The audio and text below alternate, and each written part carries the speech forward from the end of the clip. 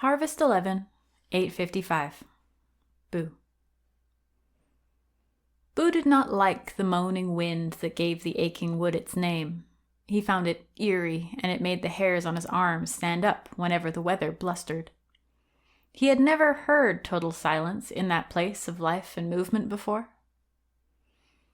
Standing alone between the still trees, he studied the strange red light staining the familiar white birches crimson. The forest grew soft at the edges, as if it only extended a few dozen feet from where he stood. He couldn't hear the bustle of the lumber mill or see any hills he could try and climb to get a better idea of his surroundings. He called out once, as loudly as he could, hoping his little voice would shatter through the oppressive stillness and bring back the sounds of his home. "Hello?" he hollered, spinning slowly on his heel. "Hello, Boo." Boo whipped around to survey the trees he had studied a moment before. A woman stood there now, close and calm, smiling sweetly at him. Dressed in a strange mix of hides and silks, she loomed taller than any woman Boo had ever seen. His uncle had taught him not to stare, but he couldn't seem to remember his manners as he gaped openly at the woman's head and the faces that stared out from each side. "Hi," he squeaked, trying to tear his eyes away but struggling to do so. Who are you?" He didn't know what else to say. The face on the front of the woman's head, where a face should be, smiled wider. A good-natured smile with just a hint of knowing around the edges. Boo did his best to focus on that face, trying to ignore the others. The face on the woman's right wept quietly, making the task difficult. "Who am I?" she repeated, placing a polished, delicate hand on her chest. "I am a friend, and I come to you with an offer." Boo bit his lip, thinking hard. He had heard something about a many-faced woman recently. Didn't the headmaster say something? "You're the Theab goddess, the one that controls the Grimm?" The woman, or goddess, nodded solemnly, her dominant face falling into a gentle, serious frown. "I am.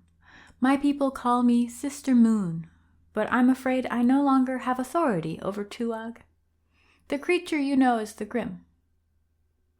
I did, but I can't control him without the help of my chosen. The beast is too powerful." "Your chosen? Oh, General Ido." Boo scratched the back of his head, staring at his feet but seeing the goddess nod from the corner of his eye.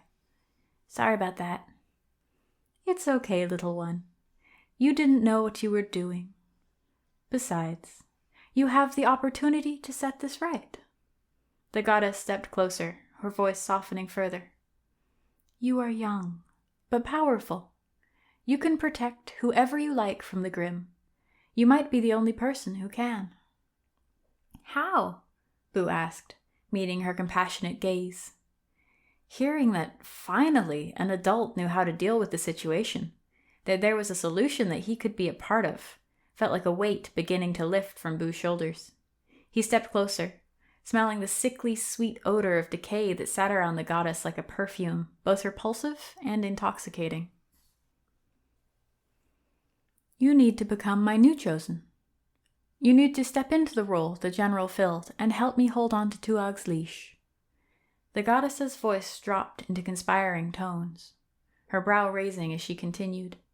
"You would have powers beyond anything you've ever imagined. You could use the Grimm how you please. Turn him on your enemies. You would be the most powerful man in the entire Thaven Empire." Boo's face scrunched up in confusion. He tilted his head, trying to process Sister Moon's words. Surely he had misunderstood. "But can't we get rid of the Grimm? You brought him here, right? Just send him back. You're a goddess. You don't need my help." Boo spoke with the slow, deliberate tones of someone trying to find the answer to a riddle, belatedly adding, "I'm 9, in case the goddess really hadn't noticed that she had offered death incarnate to a child. Sister Moon offered a helpless shrug. Making Tuag a physical body was an experiment of sorts. A trial run, if you will. It's the first time anyone in the family has attempted anything like it. And while Tuag's body is a wild success in many ways, I cannot control or unmake it, the same way I cannot force you to do what's right. I can only ask and hope you see sense. Boo began to pace, his body not seeming to mind the activity in this weird version of the world. He swung his arms around too, just for the pleasure of it. As he thought, he tried not to look at the goddess's alternate faces, glaring or weeping depending what side he was on. The weight of Sister Moon's words sat over him like a heavy wool blanket, itching at his brain and making it difficult to think. She watched him earnestly, dark eyes sympathetic. She smiled a thin smile. He wished he could have met Anaya in this place of goddesses. She would have used her sword of flame to end the Grimm, or told Boo how to send it away. This heathen goddess sounded as strange as she looked, but Anaya had always been just a person, like him. She would have known to talk to an adult about this and leave Boo out of it. "What does it mean to become your chosen?" Boo asked after a long while. The goddess came to stand before Boo, kneeling and looking up into his eyes, resting her delicate hands on his shoulders. The wool of her words seemed to work its way between his ears as she spoke. "It is simple, though not easy. You need to trust me, to give yourself to me completely, to open your mind and allow me to flow through you." She rested one finger against Boo's chest, over his heart. "We become linked, forever, and are bound to help each other when the other is in need." Boo's mind ticked away automatically, doing what it has always done. Self-diagnose. Lightheaded, cloudy thoughts, tunnel vision. These observations alarmed Boo, but in a distant way, as if they affected somebody else.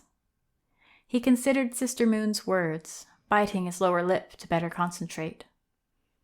The goddess seemed nice, and with her help he could control the Grimm, stop it from hurting anyone. He could keep all the villagers and students safe, even the soldiers. For once, he could protect others the way he always needed protection. Maybe together, they could even find a way to send the Grimm away for good. He inhaled, getting ready to agree, when Sister Moon continued, voice soft and gaze coy. "I could help you to unlock your own abilities. Make them stronger. You and the Grimm would be unstoppable together. You could hunt and destroy whatever or whoever you wished. Topple cities, even. All with the excuse of my name. Isn't that what you've always really wanted?" When Boo's muffled mind caught up to the words, he stared at Sister Moon wide-eyed. Slow as tree sap, he felt his mouth fall open to gape at her in horror. The red-stained trees surrounding them seemed to hold their breath. How could she think he wanted to hurt people? What had he ever done to give her the idea that toppling cities had ever even crossed his mind, or that it would please him now? He had never even been hunting with his uncle, and now this goddess served bloody sport to him with the flourish of a long-awaited reward. Rapid heart rate, clouded thoughts, rapid heart rate, clouded thoughts, rapid heart rate. The back of his mind offered, struggling past the mental haze as best it could. "It's the Grimm," he whispered, thinking aloud as there was no free room inside for it. "You think I'm like the Grimm. You don't know why it's following me either. You think I want what it wants." Boo turned away, breaking eye contact as the goddess's face dropped into a frown, not wanting to break this tenuous thread of understanding. "I heard stories of it killing and hunting long before the general died. Either it wasn't fully under control, or you and the general wanted it to be hunting and killing. You were never trying to stop the Grimm, only directed the people on the other side. You wanted—" Boo turned back to Sister Moon to point an accusing finger in her face, only to find a different face from what he had expected. Her head had rotated soundlessly, body still pointing towards him, to reveal the same features as before, contorted into terrible rage. Boo stumbled back, tripping on his own feet and landing heavily on the forest floor, trying to get away from the bared teeth and horrid, cutting eyes. The forest grew dark around Sister Moon as she stood, trees growing and looming over their clearing like the closing fingers on a hand, caging him in with the goddess. She seemed to grow too, towering above Boo as he crawled away from her, unable to take his eyes from the pure wrath on display. Of course it's what you want. It's what all mortals want. It's why I exist. Her voice had transformed with her face. Kind, gentle tones replaced with ragged shouts. She took one earth-shattering step towards him, eating up all the distance he had gained with his awkward shuffling. Tuag would only respect you if you held the same insatiable hunger as him. The same potential for death and destruction.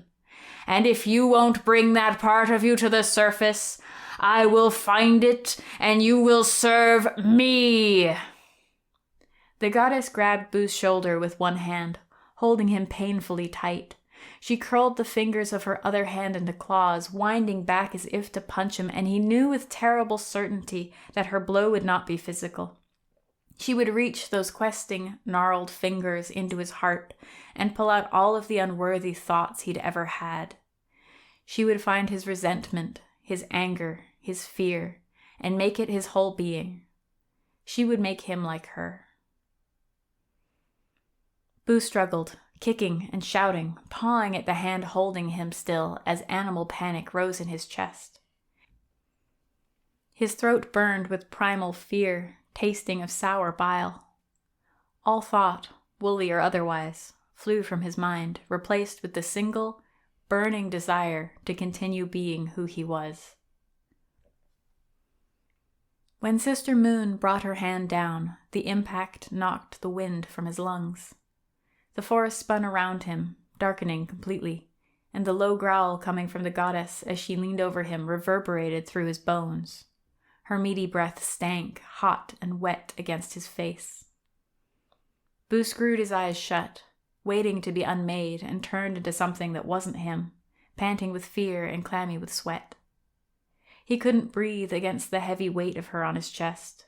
She hit him again in the same place, snarling. But he didn't stop thinking his thoughts. No desire for bloodshed washed over him. No urge to sink teeth into something fleshy and yielding overcame him. He certainly hadn't gotten any braver. Slowly, he peeked an eye open. Instead of bloody birch trees, he opened his eyes to the upright wooden slats of his new university room. Inches from his face, the Grimm's teeth shone wetly, catching the moonlight streaming in from the open shutters. He held one paw on Boo's chest, right where the goddess had hit him, and a bruising ache radiated from the skin underneath. When Boo looked up into the Grimm's glowing, emperor eyes, it released him, sitting by Boo's feet on the bed, watching him warily. Boo sat up, rubbing his new bruise, and coughed himself back into breathing normally. As he stared back at the Grimm, he wondered if the fear in the creature's eyes had been a trick of the moonlight. It must have known, Boo realized. It knew he had spoken to its old mistress and could probably guess at what they had discussed. It wanted its freedom just as much as any living thing. "Thank you," Boo offered, when the silence grew heavy. After a moment's consideration, he added, "Tuag?"